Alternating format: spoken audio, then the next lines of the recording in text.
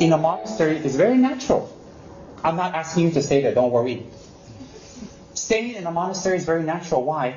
You're cut off from the internet, you're cut off from the TV, you're cut off from all types of news that doesn't matter, you're cut off from entertainment, you're cut off from having kids, making money, you're cut off from working, you're cut off from all these things that make you stay in the four walls and look into your mind and find your mind and develop your mind. That is natural. So people have a wrong view. Because the minute you tell people around here, oh, you want to go to a monastery, be a monk, oh, you. Ask Sao Chen, you want to be a nun, oh, you. She immediately gave that kind of reaction when, actually, why? She's not a bad lady. Doesn't know. No one explained. So actually, when you're not in a monastery, example, or you're not holding your vows, or you don't have vows, it's very unnatural. You do as you like. You do as you like. Why is that unnatural? Because very few of us will do positive actions without knowing it. Very few of us.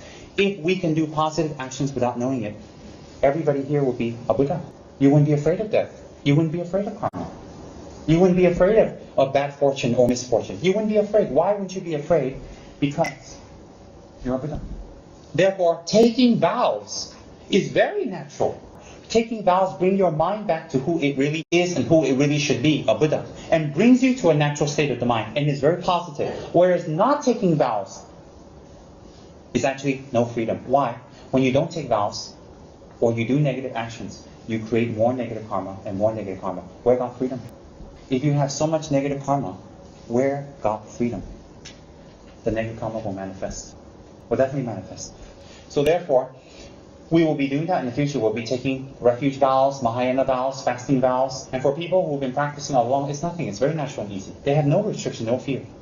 So actually, running to the internet, getting relationships, having children, making a lot of money, running here, having a good car, those are all unnatural. Those are all escape.